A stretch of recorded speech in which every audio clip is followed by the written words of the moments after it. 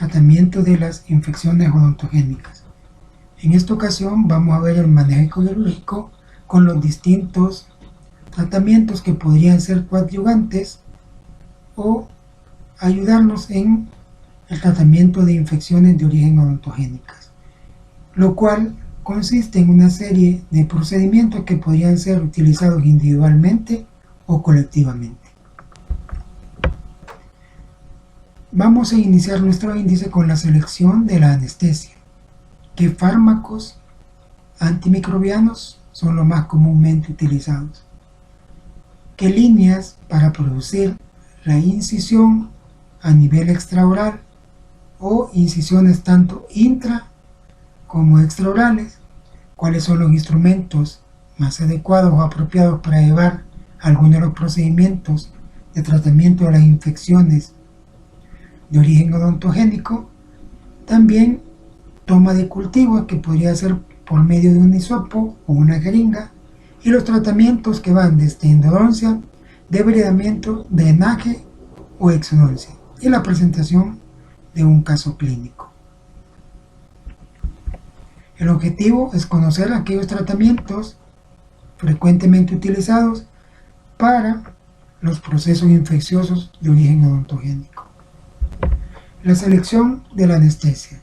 Aquí tenemos varias posibilidades de poder seleccionar la anestesia cuando nuestros pacientes sufren procesos infecciosos o acceso. La anestesia local muchas veces se utiliza para la eliminación de la pieza involucrada o para el proceso de endodoncia que se le va a realizar a la pieza causante del acceso. También podríamos utilizar una combinación de anestesia local más un sedante, lo que se denomina como pseudoanalgesia consciente, en el cual el paciente no pierde sus reflejos intraorales, el vómito y también el habla. O podríamos utilizarlo, dependiendo de la invasión hacia los espacios vitales, el tipo de anestesia general, que podríamos dividirla en intubación orotraqueal o intubación nasotraqueal. ¿En qué consiste la intubación nasotraqueal? Como vemos en la gráfica o en el dibujo derecho inferior, vemos una cabeza extendida en una posición de cúbito dorsal, el tubo o el conector que se ha seleccionado para proporcionarle oxígeno al paciente se introduce por la fosa nasal hasta llegar a la tráquea. Eso es lo que consiste en la intubación nasotraqueal. Si nuestro paciente requiere un tratamiento que no involucre cavidad oral intraoral, podríamos utilizar la técnica de intubación orotraqueal. La técnica consiste en la introducción del tubo seleccionado, llegando a lo que es la tráquea. En casos extremos en los cuales tenemos inflamaciones súbitas presentes, dificultad en las paredes, faringia, retrofaringia, espacio muerto o espacios próximos a la tráquea, entonces solicitamos que se haga una traqueostomía. Veamos mejor el tipo de intubación. En la intubación orotraqueal, nuestro paciente se le introduce la cánula o tubo endotraqueal, que va a ser seleccionada dependiendo de la fosa o la estimación de la epiglotis con relación a la glotis de nuestro paciente, y se fija con gasa y se le pone entre diente y diente, ya sea una gasa enrollada o algún abreboca, para que el paciente al momento de ser anestesiado no comprima o muerda el tubo. También se le coloca a nivel nasal, en la intubación orotraqueal, una sonda nasogástrica para vaciar el abdomen del paciente en ese momento de algún contenido de líquido que se encuentre. En la segunda, la intubación nasotraqueal, dejamos libre la cavidad oral, seleccionamos una fosa nasal, la que sea más permeable o la que tenga la capacidad de introducir el balón y el tubo. Lo hacemos Penetrándolo por la fosa nasal seleccionada, introducimos en la boca el laringoscopio o el aparato con el cual desplazamos toda la mandíbula y la lengua para poder tener una visualización de la glotis o la entrada de la tráquea. Si estas dos intubaciones son difíciles de realizar, ya sea por obstrucción, por trismo o por cualquier otro factor que nos impida poder proporcionar alguno de ellos, pasamos a lo que es la traqueostomía, y no es ni nada menos que la perforación en la pared anterior de la tráquea a nivel del tercer y cuarto anillo, hacer una apertura previa colocación de anestesia local de una cánula que se conectará a un conector que este lo llevará a la máquina de anestesia. Pero en la mayoría de casos de ambulatorios solo utilizamos anestesia local. La farmacoterapia, aquí tenemos todas las familias que en un video anterior logramos ver y que se lo coloco en el recuadro para poderlo revisar un poco. Pero dentro de las familias que tenemos como herramientas tenemos antibióticos beta-lactámicos, entre ellos las penicilinas, cefalosporinas, carbamazepinas, monomactómicos. Tenemos también eritromicina a través de la familia de los macrólicos, lincosamidas, tetraciclinas, quinolonas, fluoroquinolonas, metronidazol, aminoglucosos y vancomicinas. Todo esto va a ser seleccionado dependiendo de la historia clínica que nuestro paciente nos presente. Si es alérgico a la penicilina, tenemos alguna alternativa. Si por ejemplo la lincosamida como la clindamicina, que produce problemas gastrointestinales y el paciente tiene antecedentes gástricos, podríamos cambiárselo por algo otro alternativo. Si sospechamos que nuestro paciente tiene procesos en los cuales los anaeróbicos son en mayor presencia, podríamos utilizar como manera de ejemplo metronidazol. Si supiéramos que la infección o proceso infeccioso está alojado a nivel óseo o representando alguna osteomielitis, podríamos usar tetraciclina. Y así seleccionaríamos el medicamento. A la vez seleccionaríamos también qué tipo de vía oral, intramuscular, endovenosa, rectal, dependiendo de nuestro paciente. Tenemos que tener en consideración, si vamos a realizar abordajes extraorales, las líneas de Langer. ¿En qué consisten las líneas de Langer? Las líneas de Langer son líneas de tensión que son el resultado de las estructuras anatómicas como lo son músculos y articulaciones, y que actúan sobre la piel produciendo los pliegues naturales. Se ponen de manifiesto estos pliegues al pellizcarnos o al hacer gesticulaciones cuando hablamos. Si utilizamos esta línea, la incisión se debería proyectar en lo posible paralelo a ellas. También tenemos que tomar en consideración lo que se llaman líneas de Kreis. Estas son un conjunto de líneas anatómicas que tienen una distribución diferente a las del Langer en la piel. Se diferencian porque estas líneas son términos de orientación del colágeno, que es lo que nos da la apariencia de joven, niño o anciano. Estas líneas son consideradas las líneas de máxima tensión de la piel y estas deberían de ser utilizadas para poder producir nuestras incisiones. Al hacer una incisión para drenar un acceso y por el edema producido una máxima tensión en la piel, y ello provoca una contracción de la incisión, o lo que nosotros llamamos un seno cutáneo, o lo que nosotros llamamos una contracción o una fibrosis por la incisión. En muchos de los casos, como nuestro paciente está edematizado y no está configurado ninguna de las líneas, tanto las de Langer como las de Kreis, tenemos que tener una aproximación de cómo más o menos están distribuidas. Viendo una comparación entre las líneas de Langer y las líneas de Kreis, vemos que en el cuello, que es la parte que por lo general utilizamos en procesos infecciosos mandibulares o atrapamiento de espacios aponeuróticos secundarios profundos, casi tienen la misma distribución, que es perpendicular al cuello.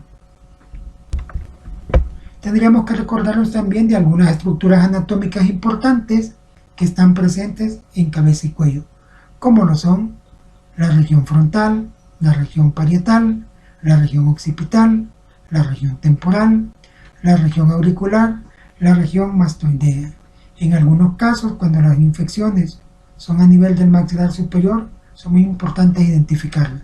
Lo mismo sucede con la región orbitaria, la infraorbitaria, la región propiamente de la cavidad bucal, la región parótido-maceterínica, la región cigomática, la región nasal, la región oral y la región mentoniana, que son algunas de los que hemos visto a lo largo de estas clases. También algunas regiones en el cuello son importantes identificarlo por las estructuras que alojan. Por ejemplo, el trígono submandibular, podríamos encontrar glándula sublingual y submandibular. Trígono carotidio, como su nombre lo indica, podríamos encontrar la carótida. El triángulo muscular, que no presenta ninguna estructura importante. El trígono o triángulo submental, tampoco no presenta ninguna estructura importante. La región del esternocleidomastoideo, la fosa supraclavicular menor, el triángulo homoclavicular y la fosa supraclavicular mayor.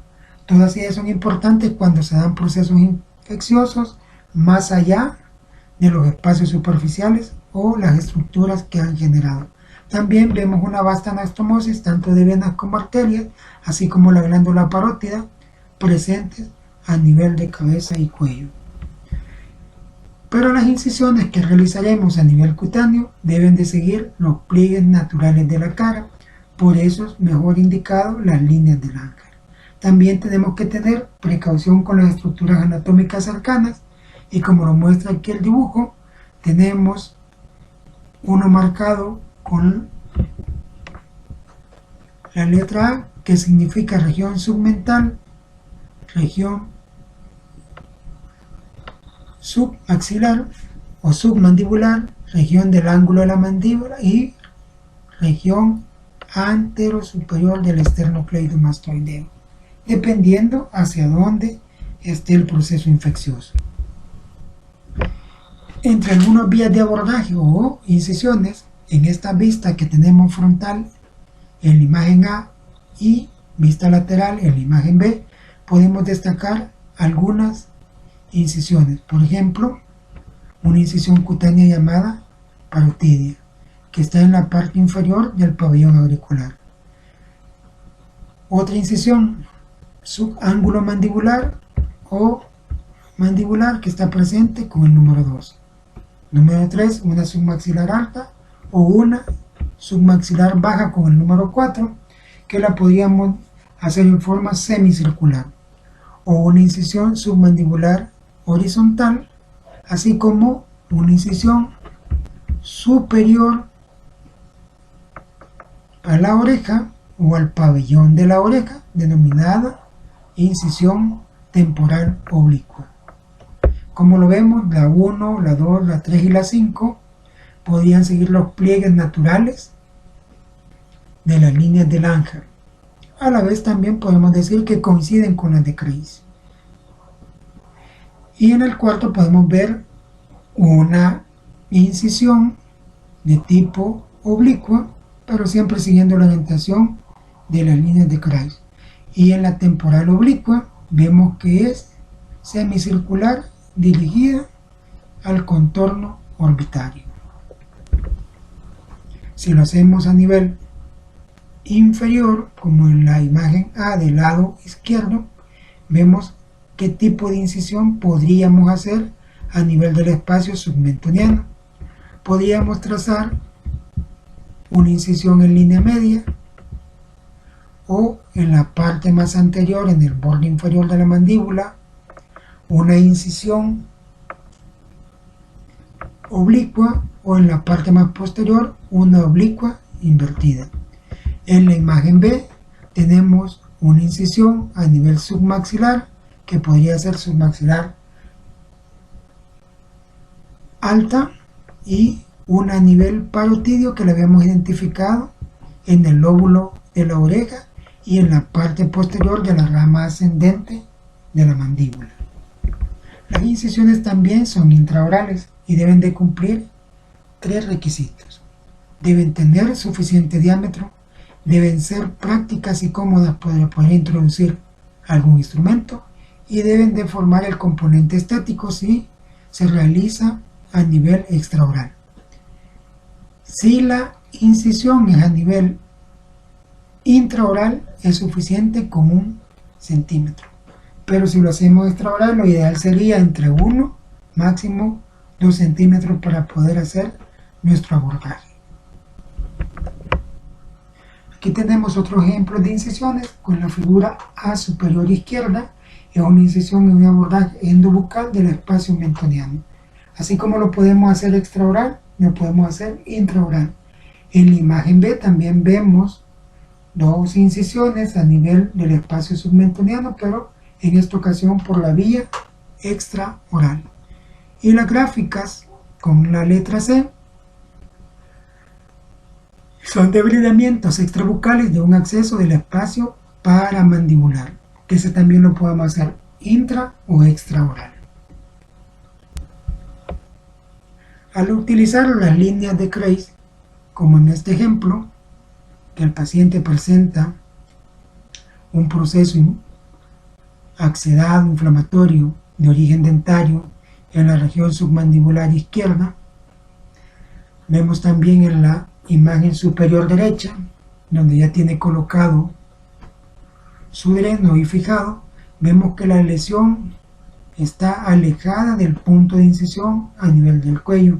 Y en la imagen inferior derecha vemos al paciente ya recuperado, se ven leves cicatrices a nivel de donde estuvo el crecimiento de tejido blando con edema axedado, y en el cuello, siguiendo las líneas de Kreis, vemos que no hay ninguna contracción, para lo cual es importante tener claro este tipo de abordaje. Para cualquier intento de drenar o debridar algún proceso infeccioso, debemos de contar con unos instrumentos básicos. No olvidarnos siempre que tenemos que tener espejo pinza explorador como el elemento diagnóstico, una buena aspiración para poder limpiar todas las secreciones que el paciente expela después de haber sido incidido, contar con jeringa de anestesia, anestésico, aguja, un buen separador, en este caso podemos ver un Minnesota, un mango de bisturí cargado con su respectiva hoja, una jeringa revisada previamente, que no se trabe su émbolo, que no esté obstruido la parte interna de la aguja para poder hacer una aspiración si está indicada, una batea o denominada también riñón, si es necesario también pinzas o tijeras, romas, forceps por si es necesario eliminar alguna pieza, un dreno tipo Penrose, estéril por supuesto, y sutura. Podríamos decir que con esto estamos prácticamente listos para poder hacer un drenaje. También es de contar con bastante gasa, también es necesario contar con un asistente que tenga en cuenta la posibilidad de adelantarse a las maniobras que hace el cirujano, como por ejemplo proporcionar un buen espacio y visibilidad con el separador, proporcionarle la anestesia si el paciente, el doctor ha decidido al paciente colocarle la anestesia en ese momento, y posteriormente intercambiar la jeringa y darle el explorador para que verifique si hay pérdida de sensibilidad.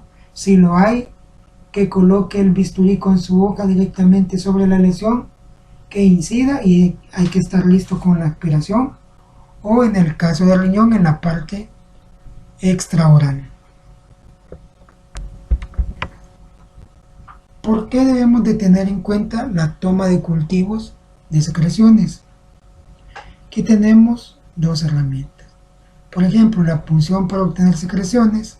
Estas secreciones son enviadas al laboratorio. Ellos las fijan a través de lo que se llaman siembra de cultivos. Estas siembras de cultivos también están diseminadas o cultivadas con variedad de antibióticos en los cuales se debería de producir alguna reacción. Si nuestra muestra va a ser tomada con hisopo, previamente tenemos los tubos de ensayo con el hisopo esterilizado, se selecciona la zona donde se va a efectuar la incisión, previo lavado de la pasta externa con yodo, clorhexidina o solución salina o yodo povidona, haciendo los requerimientos de asepsia y antisepsia, y en el momentito que comienza a drenar, cargamos nuestro hisopo con el tejido purulento. A los 3 días ya nos presentan el resultado del cultivo. Y aquí tenemos algunos ejemplos. Tenemos en una columna el nombre del antibiótico. Habíamos hablado en clase anterior de la concentración mínima inhibitoria, o sea, aquella que mata un 90% de las bacterias por tener efecto bacteriostático y contar con el apoyo del sistema inmunológico para una respuesta a la infección. Tenemos esa serie de antibióticos y lo interpretamos de la siguiente manera. Si el antibiótico aparece marcado con una R, entonces eso nos está indicando que es resistente. Si por el contrario nos marca una S, quiere decir que es sensible a la bacteria. ¿Qué significa eso? Que ese antibiótico tiene la posibilidad de eliminar a la bacteria. Y aquí también juega un papel importante la concentración mínima inhibitoria. En el caso del imipenem tiene un 2 miligramos por decilitro.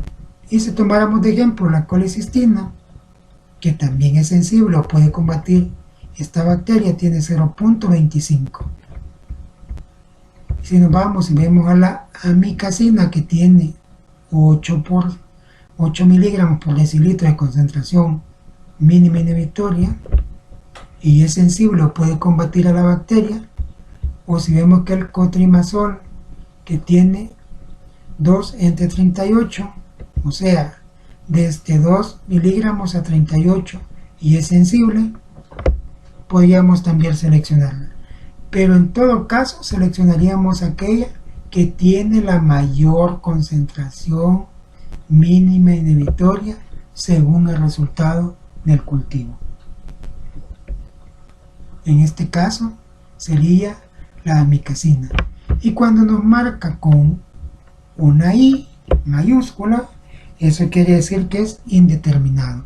No sabemos si es resistente o no sabemos si es sensible. ¿Qué tratamientos tenemos para las infecciones? ¿O qué herramientas tenemos para las infecciones? Una de primera escoge para ser conservadores, y en la cual se pretende mantener en cavidad oral la pieza que provocó la infección, ya sea edema, celulitis o absceso, y que tiene una obstrucción coronal no muy extensa, se le propone este tratamiento al paciente. Se le propone tanto la eliminación de la cámara pulpar con su respectiva pulpa radicular, su eliminación, y el empaquetamiento con gutapercha. Pero en algunos casos, cuando el operador o el endodoncista o la persona encargada de hacer la endodoncia hace la apertura tanto en dientes deciduos como en dentición permanente, puede producirse la salida de pus de esa zona, y eso nos facilita una vía de drenaje que si es fiable y que sabemos que no se va a obstruir, posiblemente ahí sería nuestra vía de drenaje. Es muy poco común, pero muchas veces se presenta. Si hemos decidido hacer un drenaje y tenemos la posibilidad de hacerlo con anestesia general, primero demarcamos el ángulo de la mandíbula, por ejemplo. Posteriormente a ello, hacemos una asepsia, antisepsia, con cualquiera de los inhibidores de bacterias, por ejemplo yodo, clorhexidina, o una combinación de solución salina, yodo y clorhexidina en una sola mezcla, y realizando movimientos circulares para poder limpiar.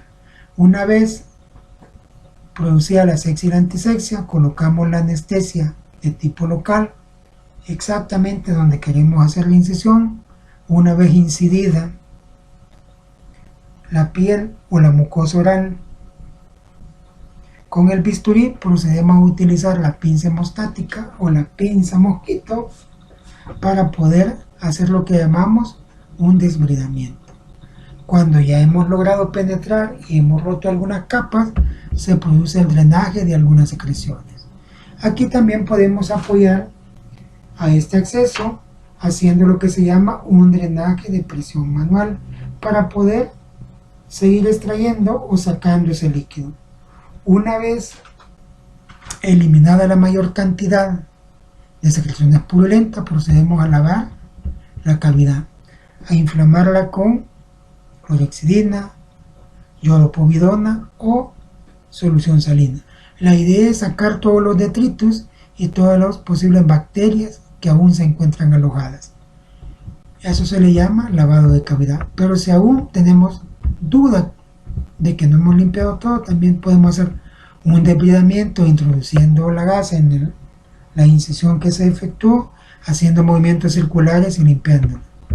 Una vez realizado esto y vuelto a lavar de nuevo con alguno de los antisépticos esa lesión, procedemos a instalar el dreno Penrose o el dreno para poder seguir saliendo secreciones.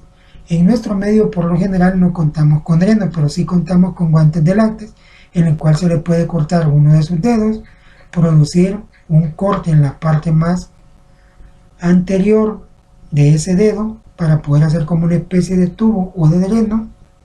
Ese lo picamos o le hacemos ciertas hendiduras con la tijera hacia los lados y lo introducimos a nivel de la lesión y posteriormente lo fijamos.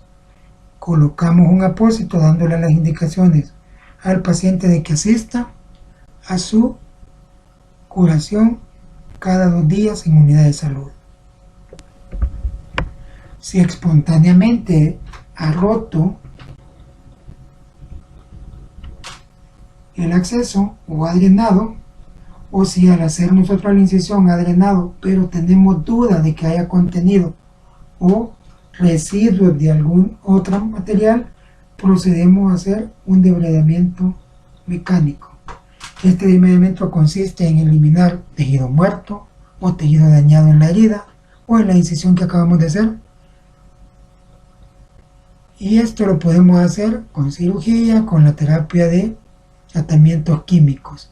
Pero lo ideal es tener una pinza en bayoneta, ir agarrando los bordes que nosotros consideramos que están necrotizados y con un bisturí estamos eliminando. En muchas ocasiones a nuestros pacientes no se le coloca anestesia de ningún tipo, pero sí se le puede dar analgesia a través de los medicamentos analgésicos que se le deja previamente al debridamiento. Como último tratamiento tenemos la exodoncia, que ella la consideramos como el fracaso de todos los tratamientos odontológicos. Cuando nuestro paciente llega, independientemente que sea un proceso infeccioso o una indicación de extracción, ahí lo que estamos diciendo es que todos los tratamientos de tipo odontológico no le pudieron dar ninguna solución a esa pieza. En nuestro medio pesa mucho también el factor económico, pero en los accesos faciales se recurre a ello para la eliminación de la causa que produce el proceso infeccioso. También se podría utilizar como una especie de alveolo, como una especie de dreno el alveolo, para que por ahí salgan las secreciones purulentas. ¿Y cómo se podría lograr? Se extrae la pieza, se limpia la cavidad, se lava con solución salina o otro antiséptico seleccionado, se hace un corretaje a profundidad. Si se verifica que la radiografía presenta lesiones radiolúcidas que podrían ser consistentes con granuloma o quiste, lo eliminamos profundamente y en ese momento en el escariado que hacemos posiblemente nos sirva como una fuente de drenaje intraoral. También tenemos que diferenciar qué tipo de extracciones son. Si solo son raíces con sus restos radiculares, en muchas ocasiones necesitamos que nuestro paciente abra la boca, pero por el tiempo que presenta tiene mucha dificultad. ¿Qué entenderemos por un resto radicular? Será aquella raíz dental que carece o ha perdido su corona clínica. Y podemos decir también, una definición algo sencilla, que los restos radiculares son fragmentos de una raíz que han quedado alojados en el alveolo a consecuencia de una fractura ocurrida durante la extracción dental o a un remanente de tejido radicular por destrucción coronal de largo tiempo. Todas las técnicas son sumamente diferentes. Pero si nos fuéramos al concepto clásico, una extracción simple llamada cerrada o una extracción compleja llamada abierta, la utilización de cada uno de ellos va a depender del gusto de cada operador, pero en este caso muy particular, la exodoncia simple o cerrada va a ser la técnica que se utiliza con más frecuencia.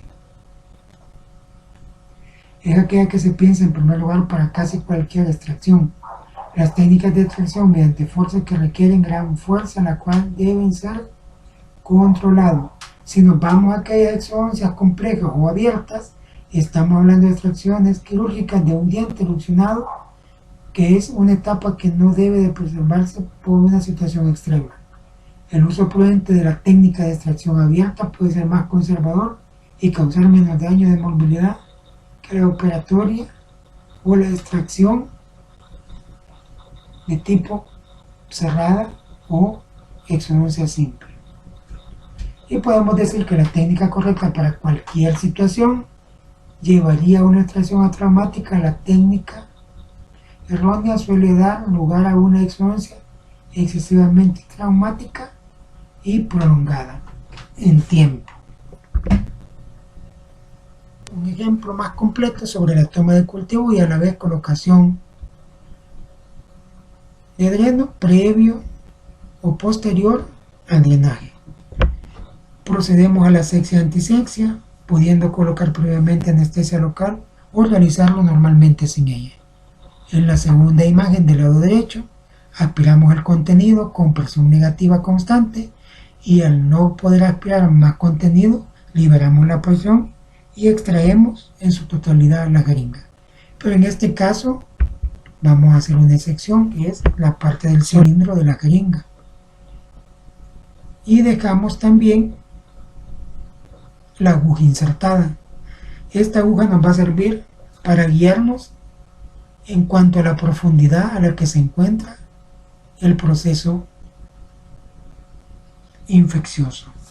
Y también nos va a servir como guía para la incisión que se va a realizar extraoral.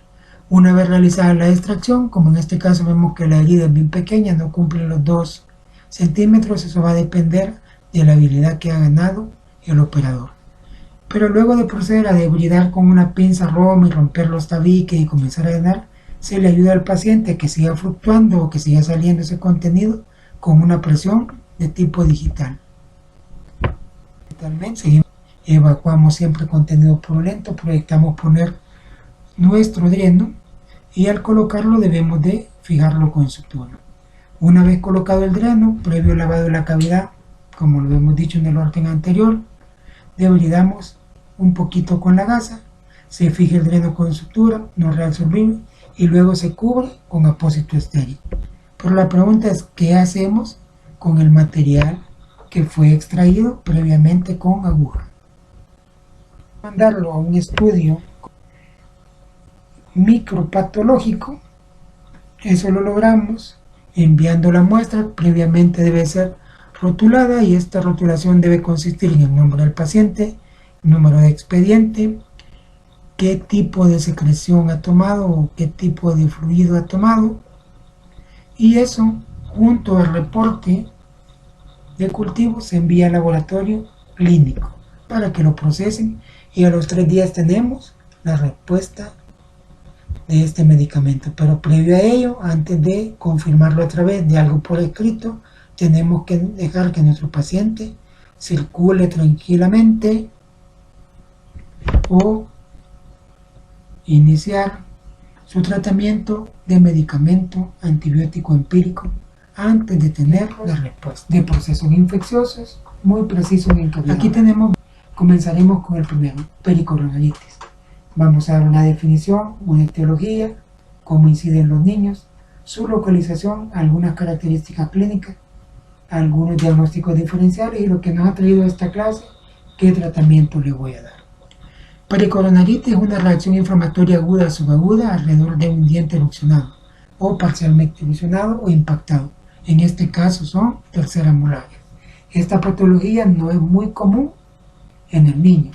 Se localiza con frecuencia entre primero y segundo molares inferiores.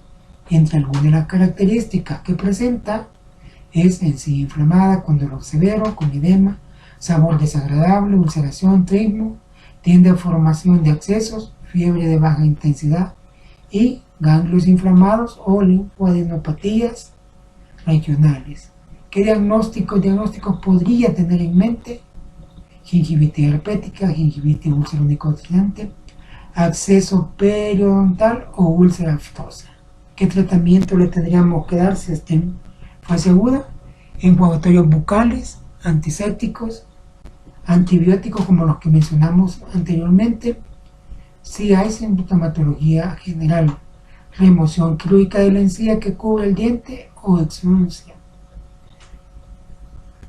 de dientes parcialmente erupcionados con recurrencia severa o diferentes tratamientos de piezas impactadas.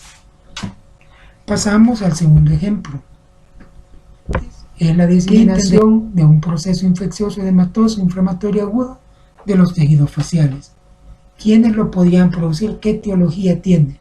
Está relacionado con Staphylococcus aureus, Streptococcus alfa hemolíticos y en pocas veces con microorganismos gram negativos y anaerobios. También puede ser causa de hemófilos influenzae del tipo B que podría producir este tipo de celulitis en niños, aunque la incidencia en niños es sumamente rara. ¿Dónde estará localizado? Área facial bucal y submandibular, que debe generalmente a la diseminación de una infección dentaria o odontogénica, y sus características son agrandamiento eritematoso, edematoso, difuso, firma asociada generalmente con calor y dolor. La piel superficial nos muestra una decoloración púrpura profunda, fiebre, escalofrío, vómitos, sudoración pueden estar presentes. ¿Qué exámenes de laboratorio debería de indicar? El cultivo de sangre o hemocultivo y aspiración por aguja o una biopsia. Diagnósticos diferenciales que deben de cruzar por mi mente tenemos erisipela, parótida aguda, angioedema, picadura de insectos, trauma, poliismiasis. Tratamiento antibiótico sistémico y algunas veces se recomienda drenaje quirúrgico. Como estamos entre el 0 a 5º día, todavía no tenemos pus. Eso de los tejidos blandos propios de la cavidad oral, a eso los vamos a identificar como infecciones agudas y subagudas, que su origen puede ser dental o no dental. ¿Qué bacterias están presentes en esta patología? Staphylococcus aureus, Streptococcus beta alfa hemolíticos y algunas veces una flora mixta. En niños es muy raro que se produzca. Su localización puede ser en lengua, mucosa bucal, labios y piso de la boca. Característica clínica con la que la podríamos identificar: origen agudo o subagudo, crecimiento mal definido, doloroso, blando, duro a la palpación, la mucosa de la superficie puede ser de color normal o roja, puede ocurrir fiebre de bajo grado o linfoadenopatía. Los exámenes de laboratorio indicados son cultivo bacteriano y antibiograma, examen histopatológico, y la diferencia clínica consiste de tejido blando que pudiera tener en su contenido quistes, actinomicosis o lesiones tumorales benignas, y que se implementa antibiótico-terapia y drenaje quirúrgico. Otra patología muy común en la cual se atrapan los dos espacios bilaterales submandibular con involucramiento del músculo digástrico, a eso es lo que le llamamos angina de Ludwig.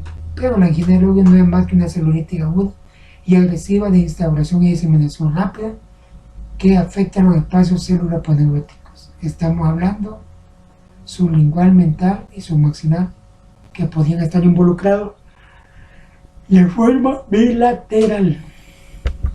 Su etiología siempre están estafilococos, estreptococos y esperoquetes. Y lo típico es que se presenten en pacientes debilitados con enfermedades como la diabetes, malnutrición o enfermedades vasculares, o por heridas, traumatismos o cirugías previas a la presencia de ese proceso infeccioso. También por infecciones de los dientes inferiores, sobre todo los molares. Algunas características clínicas que posee la angina de Ludwig son aumento del volumen en el cuello, enrojecimiento en el mismo de forma bilateral, que generalmente poco doloroso al inicio, temperatura normal o superior a 38, mucha saliva a través de lo que se llama cialorrea, una litosis fétida como que se estuviera necrosando algo. Otras características que tendríamos que evaluar son la elevación del suelo de la boca y de la protrusión de la lengua, dificultad para tragar como es la disfagia, un trismo de una apertura entre 10 a 20 milímetros, restricciones de los movimientos del cuello. También podría presentar el paciente debilidad, fatiga, cansancio excesivo, así como dificultad para respirar. En la figura A podemos observar que existe una gran tumefacción suprayoidea dura.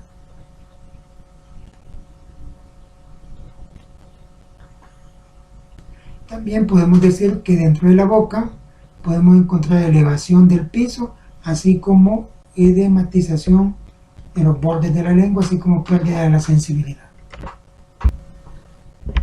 El tratamiento consiste tanto en antibióticos como con algunos de los tratamientos previamente estudiados: una endodoncia, una exodoncia, un debridamiento o un drenaje. Pero el primer escoge es la antibiótico-terapia. Pues cogemos las penicilinas con antibióticos del grupo de los macrólidos. Tenemos también una combinación de novobiocina más metronidazol, da buenos resultados. También se puede adicionar el cloranfenicol en dosis de 500 miligramos cada 6 horas, y todos ellos por vía endovenosa. Si el paciente es alérgico a la penicilina, tendríamos como primer escoge cefalosporinas por vía intravenosa. Podemos decir que no se puede estandarizar el plan de tratamiento antimicrobiano debido a que la resistencia bacteriana y a que el germen casual es muy variable, así que el plan de tratamiento está dado como respuesta clínica al tratamiento y como teniendo en consideración que tomaremos un antibiograma. El drenaje, que es la incisión por medio de la cual o el procedimiento por medio del cual se incide la piel, se debrida esta misma y se erradica la acumulación de secreciones sanguinolentas, purulentas o de tipo cuerpo extraño. ¿Cuándo realizaremos el drenaje? Se realiza cuando no se obtiene una respuesta al tratamiento farmacológico previo y cuando tenemos una supuración detectable clínicamente sospechosa de anaerobios. Algunas de las vías en las cuales se podría hacer incisión podemos observar en la figura A del lado izquierdo, incisiones cutáneas para el debridamiento de una amígdala. En el B, direcciones que debe de seguir la pinza en el tratamiento de la angina de Ludwig. Cuando hay compromiso respiratorio, se hace de inmediato una traqueostomía para evitar la asfixia del paciente.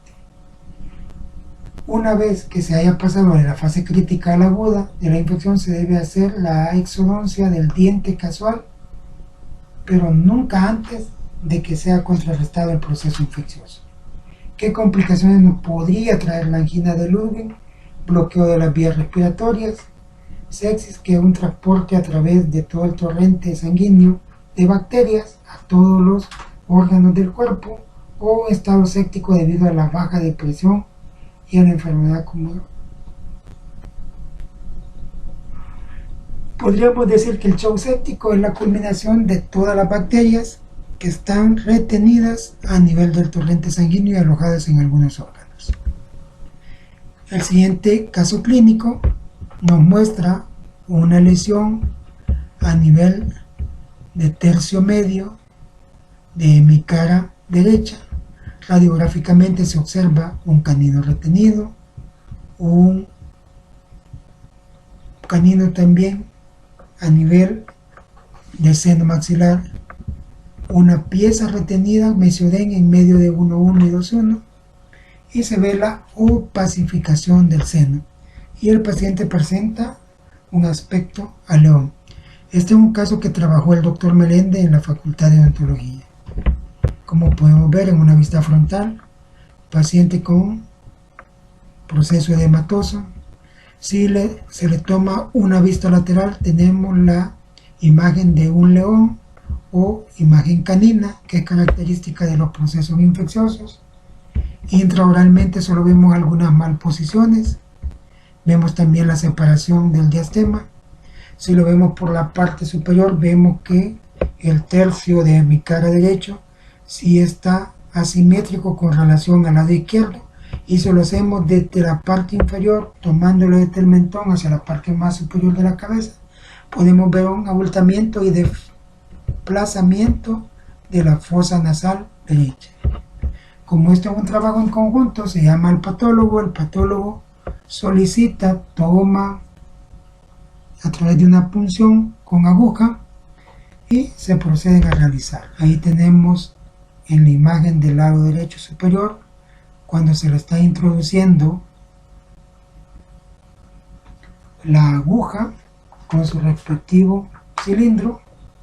Vemos también un contenido de color café, que eso nos muestra, nos puede decir que son sustancias anaeróbicas. Vemos la radiografía oclusal, que observamos pieza retenida en el seno, Mesio-Den en la línea media y un canino encima de los molares y premolares. De la gasa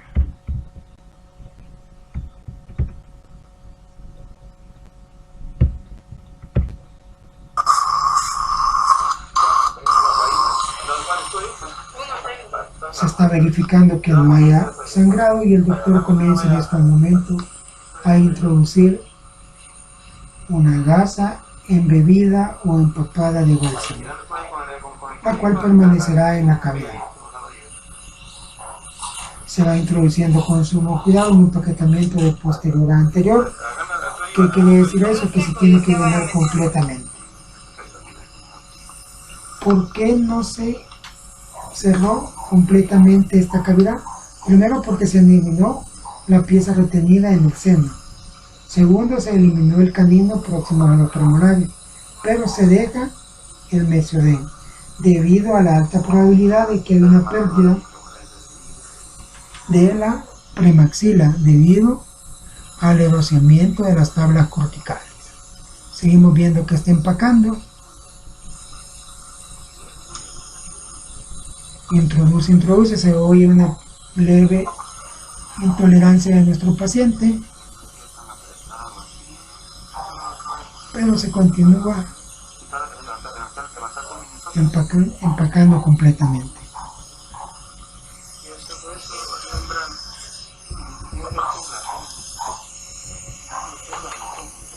Se verifica que este empaquetamiento no tenga nudos que podrían dificultar a la hora de la extracción. Se va llenando con cuidado el empaquetamiento. El bálsamo, la característica que tiene, que es un cicatrizante, un antiséptico y un antibacteriano.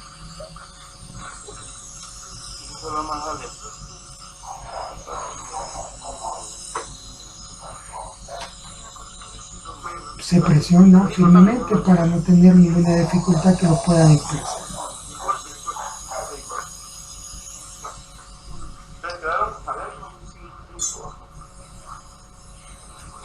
Como podemos ver, se está puliendo alguna de las superficies donde se eliminó hueso, eliminando las aristas.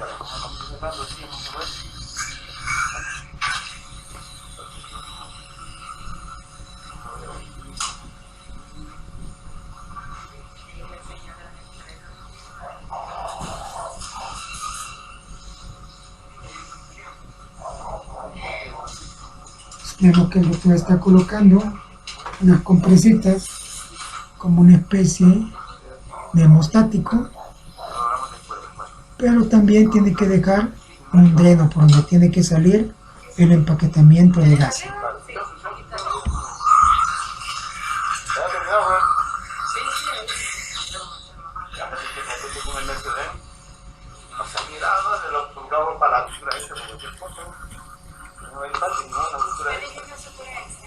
El lector explica la dificultad que ha tenido para extraer el mesodén y decide dejarlo. Comienza a hacer el último paso, que es la sutura.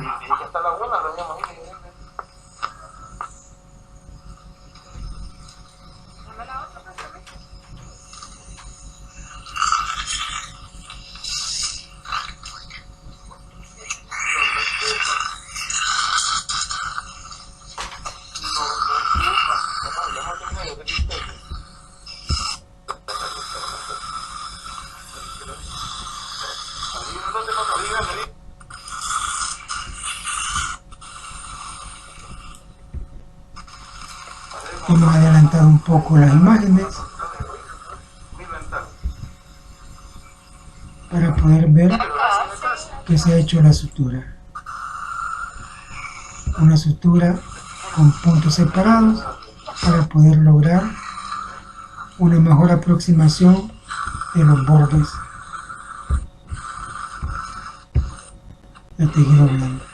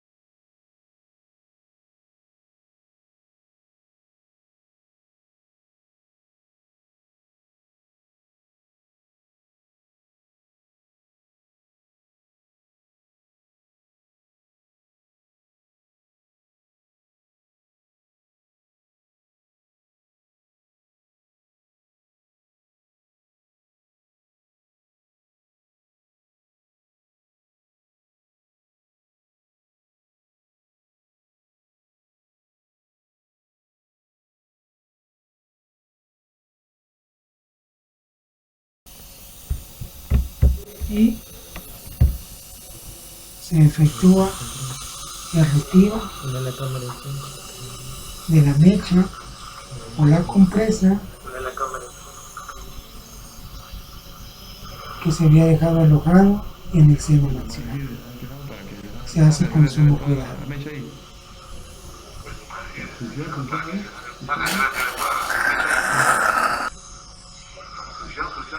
El paciente tolera el retiro de el empaquetamiento. Así se miraba en la imagen del lado izquierdo la sutura, y en ese mismo control, una semana después, vemos que ha disminuido el edema, vemos que ya la fosa nasal no se encuentra tan desplazada y que ha perdido la forma de un edema del tercio medio. Bueno, hasta la próxima. Estos son los libros que utilizamos y será un placer volvernos a ver en la próxima y oírnos en la próxima.